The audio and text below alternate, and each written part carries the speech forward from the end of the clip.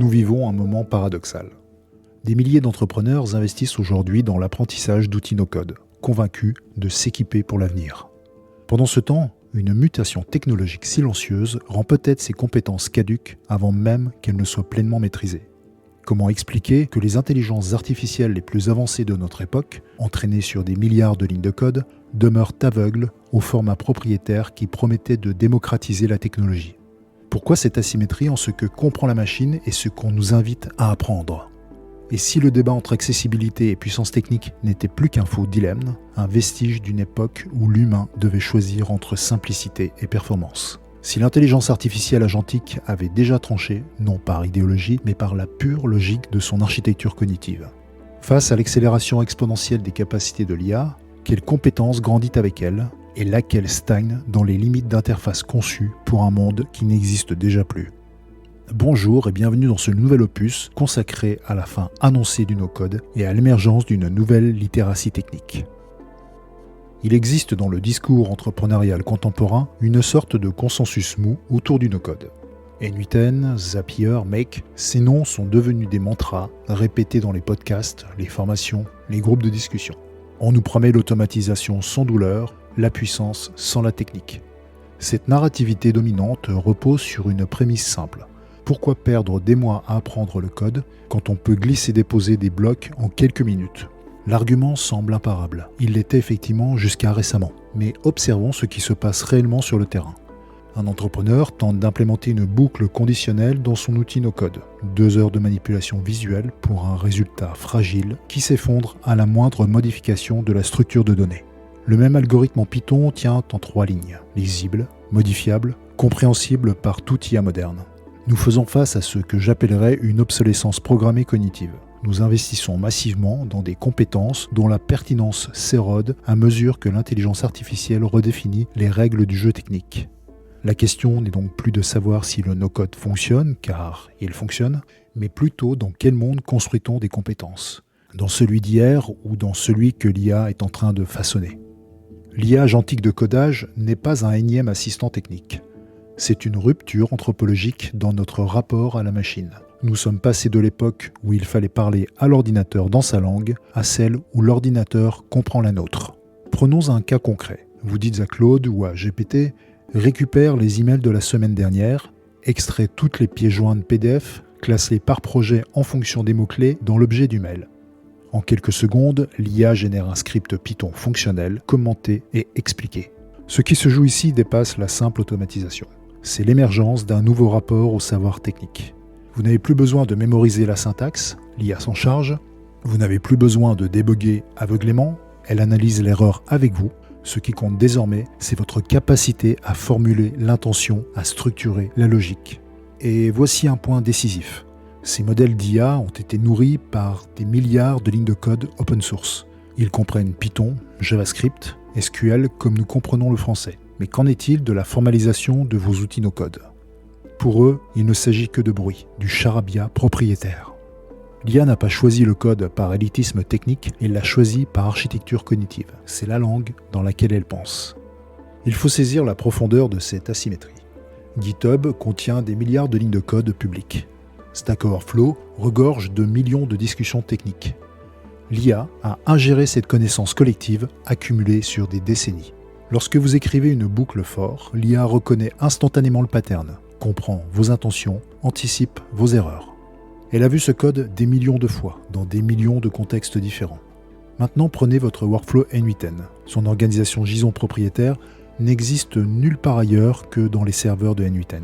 L'IA ne l'a jamais vu, ou si peu, qu'elle ne peut en extraire aucun pattern fiable. Quand vous rencontrez une erreur, elle ne peut que deviner, approximer, bricoler. Comparons maintenant avec un exemple qu'est le débugage. Une erreur no-code vous signale qu'il y a une erreur dans tel ou tel nœud. Vous devinez, vous cliquez, vous testez, vous espérez. Une erreur de code assistée par IA, en revanche, vous indique la problématique, là où elle se trouve, et vous propose des solutions de correction en prenant en compte le contexte, c'est précis, actionnable, pédagogique. Cette asymétrie n'est pas un accident, c'est une conséquence structurelle de la manière dont les IA sont construites. Et elle ne fera que s'accentuer. On nous a longtemps fait croire que l'apprentissage du code exigeait des années de formation. C'était vrai dans l'ancien paradigme, celui où vous deviez tout mémoriser, tout comprendre seul, tout débugger dans l'isolement. C'est toute l'histoire de mon parcours professionnel. Avec l'IA agentique, l'équation change radicalement.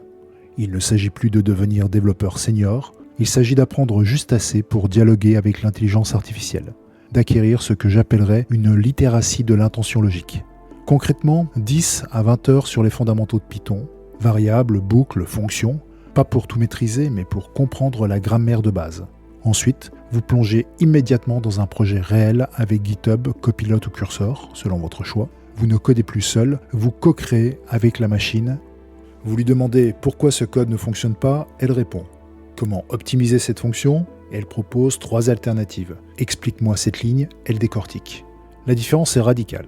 Avec le no-code, paradoxalement, faire plus signifie plus de temps, plus de clics, plus d'abonnements.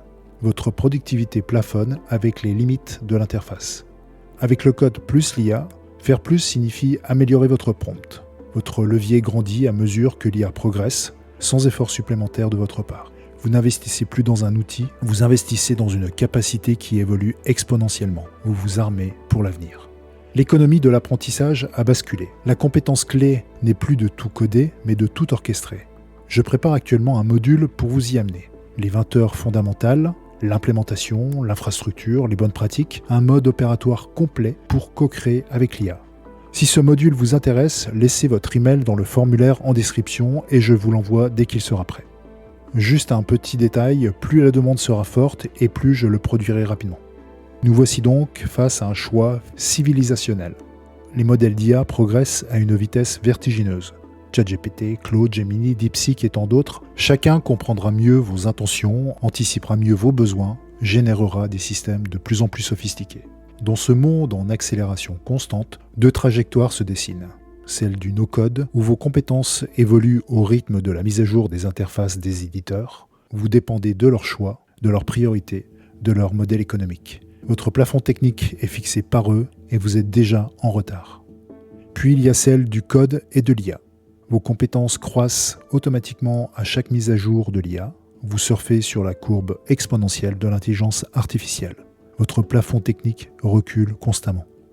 Ce n'est pas une question de capacité intellectuelle, c'est une question d'alignement stratégique. Construisez-vous vos compétences dans un écosystème ouvert, standardisé, massivement documenté, compris par toutes les IA du monde, ou dans un jardin fermé, propriétaire, invisible aux machines intelligentes ? La vraie automatisation ne vient pas des clics que vous effectuez, elle vient des intentions que vous savez formuler. Et pour formuler des intentions puissantes à une intelligence artificielle, il faut parler la langue qu'elle comprend nativement, celle de la logique, des structures, des algorithmes, celle du code. Nous sommes à un moment charnière. Des milliers de personnes investissent aujourd'hui dans des compétences no-code, convaincues de prendre le train de la modernité. Pendant ce temps, l'IA redessine les rails. Je ne prétends pas détenir une vérité absolue, mais je pose cette hypothèse. Et si le no-code était déjà un artefact du passé ? Et si nous regardions, dans 10 ans, cette période où l'on cliquait laborieusement sur des interfaces visuelles avec la même perplexité qu'on observe aujourd'hui ceux qui tapaient sur des machines à écrire alors que l'ordinateur existait déjà ? L'histoire technologique ne demande pas notre avis. Elle avance, portée par des forces qui dépassent les préférences individuelles. L'IA a choisi le code non par élitisme, mais par efficacité cognitive. Nous pouvons ignorer ce signal ou nous pouvons l'écouter. 20 heures. C'est le temps qu'il faut pour franchir le seuil, pour acquérir cette littératie minimale qui transforme l'IA en partenaire plutôt qu'en mystère. 20 heures pour basculer d'une courbe stagnante vers une courbe exponentielle. La question n'est donc plus de savoir si vous allez apprendre à coder, mais quand vous allez décider de ne plus subir l'obsolescence. Vous allez au contraire la devancer. L'équation a changé. Vous n'avez plus à croire à l'ancien mythe. Je vais créer le module qui sera un mode opératoire pour une autonomie totale. Oubliez les outils, je vais vous aider à concevoir une première variable Python jusqu'à l'infrastructure de production. Pour l'obtenir, rendez-vous dans la description.